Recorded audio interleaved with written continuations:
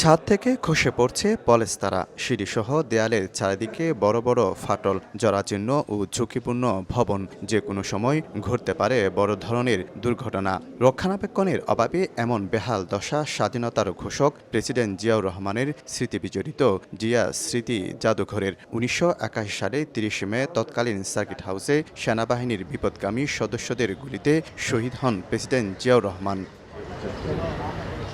মুক্তিযুদ্ধের ঐতিহাসিক দৃষ্টিনন্দন স্থাপনাটি দেখতে প্রতিদিন ৩ থেকে ৪ হাজার দর্শনার্থী আসেন, কিন্তু গত ডিসেম্বরে ভূমিকম্পের পর বন্ধ করে দেয় কর্তৃপক্ষ।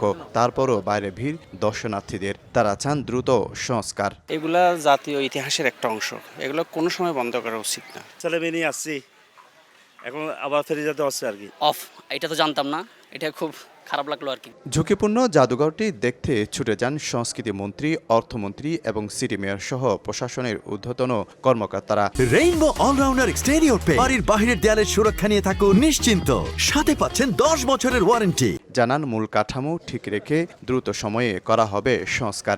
দাবি হেরিটেজ ঘোষণার। চারিদিকে যা সব কিছুকে আমরা অবিকল দেখে এর সমস্যার কাজ শুরু হয়েছে, এটাকে আমরা সমস্যা করব আমাদের হেরিটেজের অংশ হিসেবে, এটা আমাদের আনবই।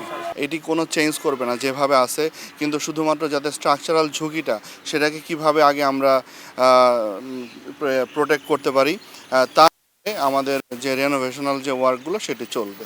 জাদুঘরের সাথে সমন্বয় করে সামনের জায়গাটিতে জিয়া শিশু পার্ক করবে সিটি কর্পোরেশন। মেয়র বলেন, একটি পক্ষ ইতিহাস থেকে মুছে দিতে চেয়েছিল জিয়ার এই স্মৃতি। শহীদ প্রেসিডেন্ট জিয়াউর রহমানের এই জাদুঘরটিকে আমরা যদি নেক্সট জেনারেশনকে সুন্দর মতো তাদেরকে এটা দেখার সুযোগ করে দিই, তাহলে পরে শহীদ প্রেসিডেন্ট জিয়াউর রহমান সম্বন্ধে তারা অনেক জানতে পারবে, মুক্তিযুদ্ধ সম্বন্ধে জানতে পারবে।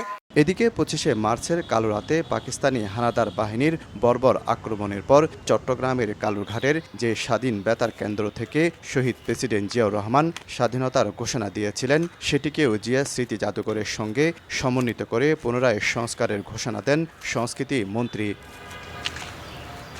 শফিকুল আলম, সময় সংবাদ, চট্টগ্রাম।